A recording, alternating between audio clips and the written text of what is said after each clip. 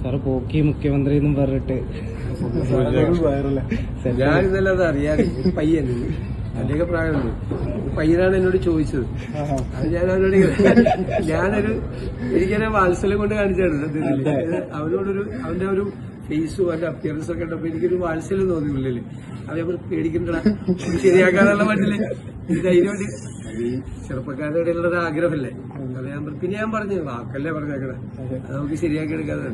പെട്ടെന്ന് ഇവന്റെ ഫേസ് കണ്ടപ്പോ നമ്മൾ പിള്ളേരോട് പറയില്ല നമ്മുടെ മോളോട് കാണിക്കണ പോലെ അതെത്താത്ത സ്ഥലമില്ല ഒരായിരക്കണക്കിന് റീല്. ഞാൻ ഇന്നലെ രാത്രി ഇപ്പൊ മോളെ എന്നെ കൊടുത്ത് കാണിച്ചതന്നെ. സത്യപ്രതിജ്ഞ കഴിഞ്ഞ് ആദ്യ ക്യാബിനറ്റ് മീറ്റിംഗും കഴിഞ്ഞ് മാധ്യമങ്ങളെ കണ്ട് സംസാരിച്ച ബഹുമാനപ്പെട്ട മുഖ്യമന്ത്രി വി ഡി സതീശൻ അദ്ദേഹത്തിൻ്റെ ഒരു എക്സ്പ്രഷൻ, ആ എക്സ്പ്രഷൻ വലിയ രീതിയിൽ തരംഗമായി മാറിയിരിക്കുന്നു എന്നുള്ളതാണ് ഇപ്പോഴത്തെ ഒരു സ്ഥിതിവിശേഷം എന്ന് പറയുന്നത്. ആയിരക്കണക്കിന് റീലുകളാണ് സോഷ്യൽ മീഡിയ പ്ലാറ്റ്ഫോമുകളായ സോഷ്യൽ മീഡിയ യൂട്യൂബിൽ, ഫേസ്ബുക്കിൽ, ഇൻസ്റ്റഗ്രാമിൽ ഒക്കെ നിറഞ്ഞാടുന്നത്. ഇൻസ്റ്റഗ്രാമിൽ ജെൻസി പിള്ളേര് കിടന്ന് തൂക്കിയിരിക്കുന്നു സതീശനെ. പൂക്കി സി എം എന്നാണ് വിളിക്കുന്നത്. പൂക്കി സി എം.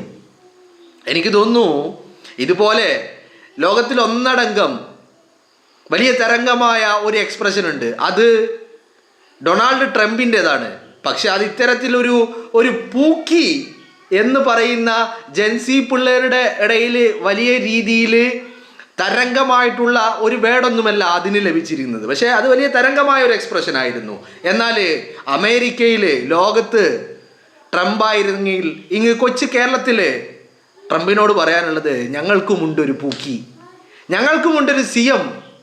ആ സി എമ്മിൻ്റെ എക്സ്പ്രഷൻ വല്ലാതെ ചർച്ചയാകുന്നു എന്നുള്ളതാണ്. ഇപ്പോൾ ഇതുമായി ബന്ധപ്പെടുത്തിയിട്ട് ഇതിപ്പോൾ എന്താ സംഭവം എന്ന് വെച്ചാൽ ഇന്നലത്തെ വാർത്താ സമ്മേളനത്തിൽ അദ്ദേഹം മന്ത്രിസഭാ യോഗത്തിലെ തീരുമാനങ്ങളൊക്കെ വിശകലനം ചെയ്ത് സംസാരിച്ച് മാധ്യമപ്രവർത്തകർ ഓരോ ചോദ്യങ്ങൾ ചോദിക്കുന്നതിനിടയിൽ ഒരു ചോദ്യം ഈ വാഹനങ്ങളെ മോഡിഫൈ ചെയ്യുന്നതുമായി ബന്ധപ്പെട്ട ഒരു ചോദ്യം.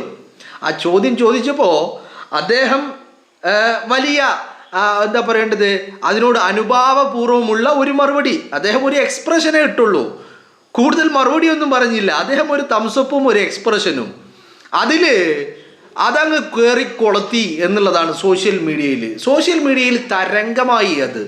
അപ്പോൾ അതിനെക്കുറിച്ചാണ് ഇപ്പോൾ അദ്ദേഹം പറയുന്നത്. അദ്ദേഹം വളരെ കൃത്യമായിട്ട് ആ ചോദ്യം ചോദിച്ച വ്യക്തി അതൊരു ചെറുപ്പക്കാരനാണ്, ഒരു യുവാവാണ്.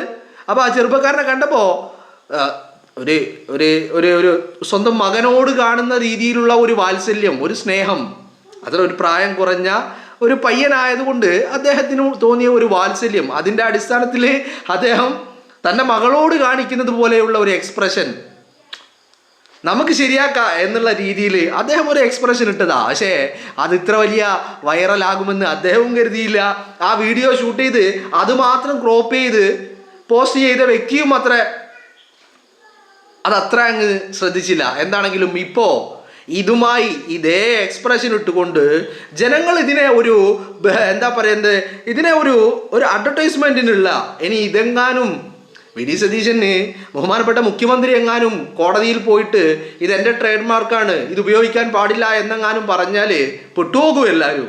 കാരണം അത്രമാത്രം ആളുകൾ ഇതിനെ പരസ്യമാക്കി മാറ്റിയിരിക്കുന്നു. പല രീതിയിൽ പലരും മുഖ്യമന്ത്രിയോട് തങ്ങളുടെ ബ്രാൻഡിനെ കുറിച്ച്, തങ്ങളുടെ പ്രൊഡക്റ്റിനെ കുറിച്ച്, തങ്ങളുടെ സർവീസിനെ കുറിച്ച്, പലരും അങ്ങനെയാണല്ലോ, ചിലരുടേത് പ്രൊഡക്റ്റാണ്, ചിലരുടേത് സർവീസുകളാണ്. അപ്പോൾ ഇതിനെക്കുറിച്ചൊക്കെ എന്താണ് അഭിപ്രായം എന്ന് ചോദിച്ചിട്ട് അദ്ദേഹം അതിനൊരു തംസപ്പ് കാണിക്കുന്നതായിട്ട് ഇതിനെ അവരെന്താക്കിയിരിക്കുന്നു, റീലുകളാക്കി മാറ്റിയിരിക്കുന്നു എന്നുള്ളതാണ്. ഇതിൻ്റെ ഒരു ഏറ്റവും പ്രധാനപ്പെട്ട കാര്യം, തെരഞ്ഞെടുപ്പിന് മുൻപ് വെറും 400K എന്ന് പറഞ്ഞാൽ 4 ലക്ഷം ഫോളോവേഴ്സ് ഉണ്ടായിരുന്ന ഇൻസ്റ്റഗ്രാമിൽ 4 ലക്ഷം ഫോളോവേഴ്സ് ഉണ്ടായിരുന്ന വി ഡി സതീശൻ സാറിൻ്റെ ഒഫീഷ്യൽ അക്കൗണ്ട് ഈ ഒരു റീലോടുകൂടി, ചെറിയ വ്യത്യാസം തെരഞ്ഞെടുപ്പ് കാലങ്ങളിൽ ഉണ്ടായിട്ടുണ്ടാകും, പക്ഷേ ഈ ഒരു റീലോട് കൂടി അത് 1.2 മില്യൺ ഫോളോവേഴ്സിലേക്ക് എത്തിയിരിക്കുന്നു എന്നുള്ളതാണ് അതിൻ്റെ ഏറ്റവും പ്രധാനപ്പെട്ട കാര്യം എന്ന് പറയുന്നത്. ജെൻസി പിള്ളേർ അങ്ങോട്ട് തൂക്കി CM-നെ. ഇപ്പോൾ CM കേരളത്തിൻ്റെ CM ആണ്, നമ്മുടെ CM ആണ്, നമ്മളെല്ലാവരും വലിയ പ്രതീക്ഷയിലുള്ളവരാണ് എന്ന് പറഞ്ഞിട്ട് ഇതിപ്പോൾ ജെൻസി CM ആയി മാറിയിരിക്കുന്നു എന്നുള്ളതാണ് അവസ്ഥ. അപ്പം ഞാനിതിങ്ങനെ കണ്ടപ്പോൾ എന്താണ് പൂക്കി, സ്വാഭാവികമായിട്ടും അതിനെപ്പറ്റി നമ്മളൊന്ന് പറയണമല്ലോ. എന്താണ് പൂക്കി? എന്താണ് പൂക്കി? പൂക്കി എന്ന് പറഞ്ഞാൽ അത് ജെൻസി പിള്ളേരുടെ ഇടയിൽ ഉപയോഗിക്കുന്ന ഒരു വാക്കാണ്. ഇതുകൊണ്ട് ഉദ്ദേശിക്കുന്നത് നമ്മൾ അത്രയും ക്ലോസ് ആയിട്ടുള്ള വ്യക്തികൾ തമ്മിൽ അവരൊരു സ്നേഹത്തിൻ്റെ, ഒരു ക്യൂട്ട്നെസ്സിൻ്റെ ഒക്കെ ഒരു പര്യായമായിട്ട് ഉപയോഗിക്കുന്ന ഒരു വാക്കാണ്. മനസ്സിലായില്ലേ? നമ്മൾ ഒരു വല്ലാത്ത സ്നേഹം അല്ലെങ്കിൽ വല്ലാത്തൊരു ക്യൂട്ട്നെസ്, ഒരു ഒരു ഒരു നമ്മൾ പിന്നെ എന്താ പറയുക, അതന്നെ, യെസ്, അത് ഒരു വലിയ കണക്ഷൻ ഉണ്ടാവുമല്ലോ നമുക്ക്. ഈ ലിമിറ്റേഷനുകളില്ലാത്ത, അതിരുകളില്ലാത്ത സ്നേഹമൊക്കെ ഉണ്ടാവുമല്ലോ. ചിലപ്പോൾ എടോ പോടോ ബന്ധമായിരിക്കും. എടോ പോടോ ബന്ധം എന്ന് പറഞ്ഞാൽ അത് വല്ലാത്തൊരു ബന്ധമാണ്. അത് ഉള്ളിൻ്റെ ഉള്ളിൽ എന്തിനും ഏതിനും കട്ടക്ക് കൂടെ നിൽക്കുക ഒക്കെ, അങ്ങനത്തെ ഒരു ബന്ധങ്ങളിൽ നമ്മൾ അതിനൊക്കെ സൂചിപ്പിക്കാൻ വേണ്ടിയിട്ട് ഒരു സ്നേഹത്തിൻ്റെ ഏറ്റവും പീക്ക്, ക്യൂട്ട്നെസ്സിൻ്റെ ഏറ്റവും പീക്ക്, ഇതിനെയൊക്കെ സൂചിപ്പിക്കാൻ വേണ്ടി ഉപയോഗിക്കുന്ന, ഇതിനെയൊക്കെ ഉൾക്കൊള്ളുന്ന ഒരു വാക്കാണ് ഈ പൂക്കി എന്ന് പറയുന്നത്. ഇപ്പം നമ്മൾ സാധാരണതയിൽ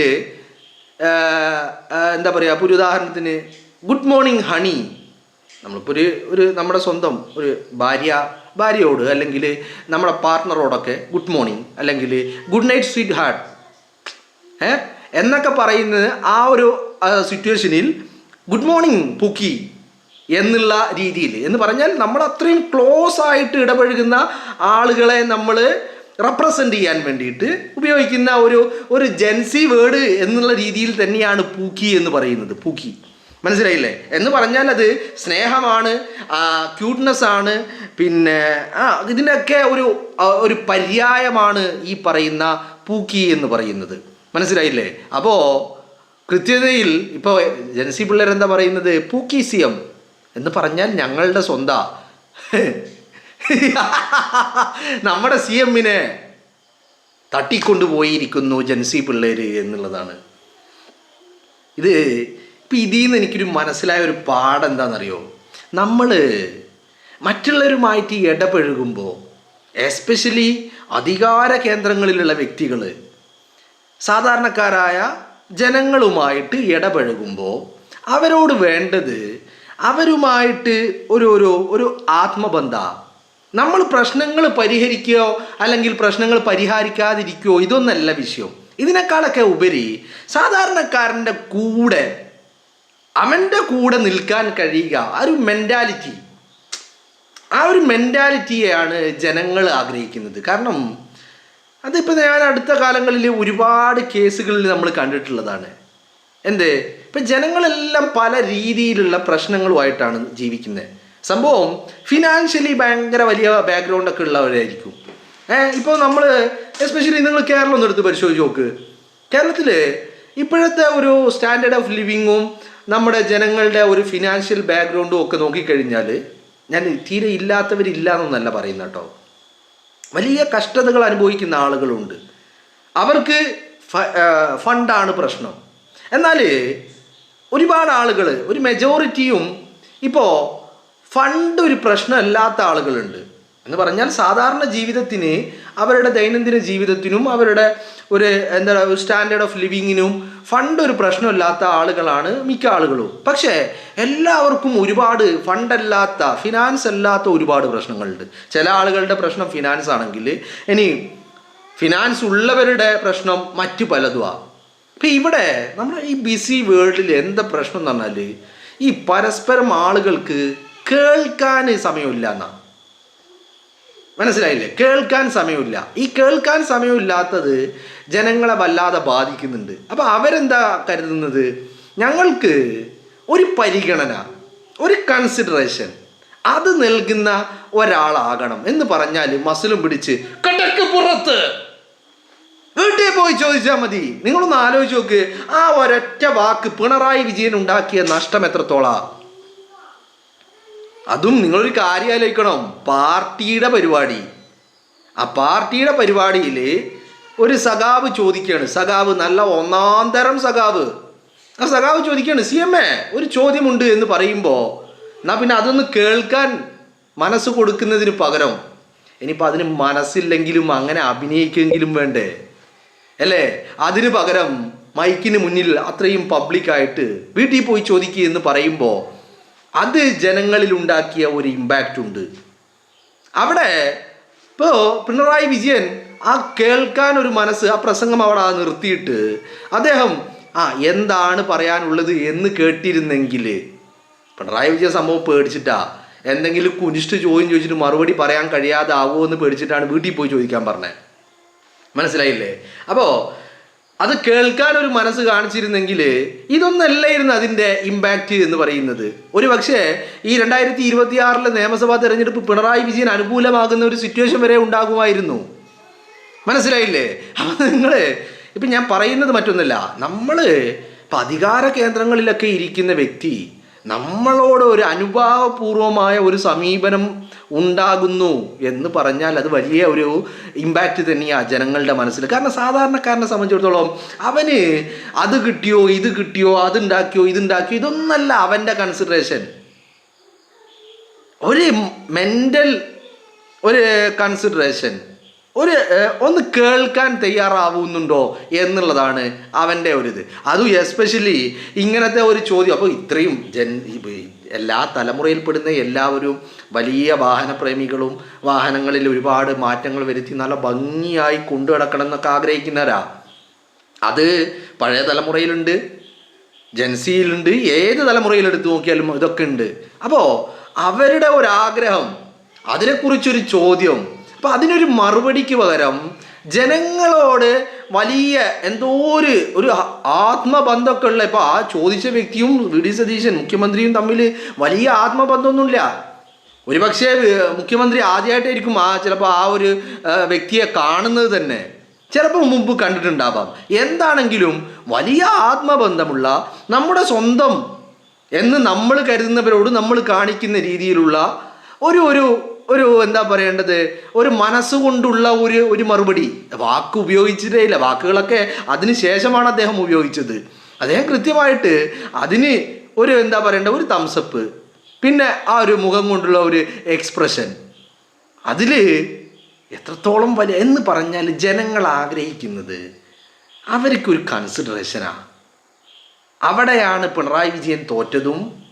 അവിടെയാണ് ഇതേ ഒരു മെൻറ്റാലിറ്റി VD സതീശൻ കൊണ്ട് നടക്കുകയാണെങ്കിൽ അവിടെ അദ്ദേഹത്തിന് വലിയ രീതിയിൽ ജനങ്ങളുടെ മനസ്സിൽ സ്ഥാനമുണ്ടാക്കാൻ കഴിയും എന്നുള്ളത് തന്നെയാണ് ഞാൻ മനസ്സിലാക്കുന്നത്. അപ്പോൾ കൃത്യമായിട്ട് ജൻസി എന്ന് വേണ്ട എല്ലാവരും ഇപ്പോൾ പൂക്കി CM എന്നാണ് പറയുന്നത്.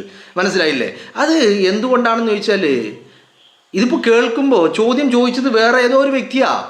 പക്ഷേ ആ ഒരു റീല്, ഇപ്പം ഈ ഒരു പത്രസമ്മേളനത്തിൽ നടത്തിയ ആ ഒരു ക്ലിപ്പ്, ആ വാർത്താ സമ്മേളനത്തിൽ ആ ഒരു ചോദ്യവും അതിന് മുഖ്യമന്ത്രി ബഹുമാനപ്പെട്ട സതീശൻ്റെ മറുപടിയും, അത് ജനങ്ങളുടെ മനസ്സിൽ നമ്മളെന്തോ ഡയറക്റ്റ് ചോദിച്ചു, നമ്മളോട് ഡയറക്റ്റ് ഞാൻ കാണുന്ന എനിക്ക് തോന്നുന്നത് എന്താ, ഞാൻ ചോദിച്ചപ്പോൾ എന്നോടാണ് ബഹുമാനപ്പെട്ട മുഖ്യമന്ത്രി അങ്ങനെ ഒരു മറുപടി പറഞ്ഞത്.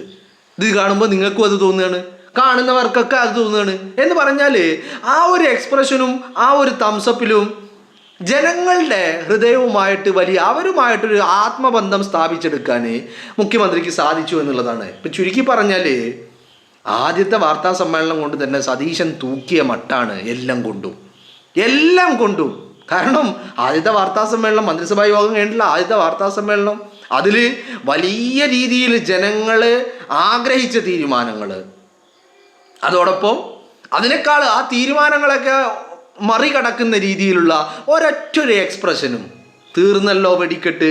അപ്പോൾ ജനങ്ങളെ മനസ്സിലാക്കുക, അവരെ കേൾക്കുക, ഇതാണ് അവരോടുമായിട്ട് ഒരു ആത്മബന്ധം, ഒരു ഹൃദയബന്ധം. മനസ്സിലായില്ലേ? അതുണ്ടാവുക എന്നുള്ളതാണ് അതിൻ്റെ ഏറ്റവും പ്രധാനപ്പെട്ട കാര്യം എന്ന് പറയുന്നത്.